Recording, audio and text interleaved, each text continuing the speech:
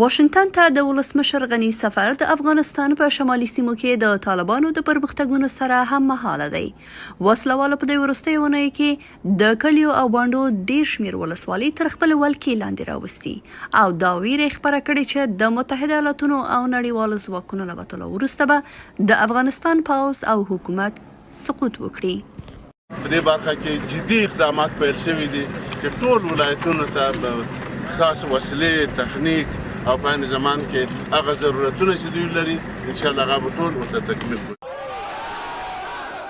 په ورته وخت کې په افغانستان کې د حکومت د ملاتړ په مخه او د وسلوالو طالبانو پر وړاندې ولسي پاڅونونه هم ډېر شوي دي. ما مجاهدین هستیم دا وخت موږ دلته د جمهوریت لپاره راغلی یو، د بیان د ازادۍ او د افغانستان د استقلال لپاره راغلی یو. که طالبان سوله غواړي سوله کوو، خو که جنگ غوره بولي نو موږ جنگ ته چمتو یو او په ټینګه د خپلې خاورې دفاع کوو. د وروستیو رپورټونو له مخې د هرات چارواکو د 113 طالب جنګیالیو د تسلیم کېدو خبر ورکړی. اوس چې بهرني ځواکونه له افغانستان نه د وتلو په حال کې دي، موږ د خپلو افغانانو ورونو سره ستونزه نه لرو. موږ دلته د دې لپاره راغلي یو چې د سولې په بهیر کې برخه واخلو، خپلو خلکو، کورنیو او ځان ته په ریښتونې توګه خدمت وکړو.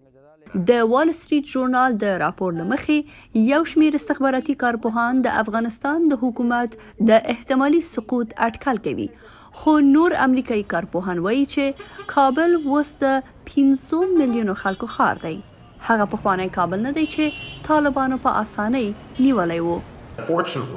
له بده مرغه په داسې حال کې چې موږ تصور کوو چې طالبان د سولې په خبرو کې رښتینی دي، د هغوی وروستي بریدونه دا په ډاګه کوي چې د امریکایانو له وتلو سره سم که کابل محاصره کولی نشي نو د نورو ولایاتو پر مرکزونو به سم د لاسه بریدونه وکړي.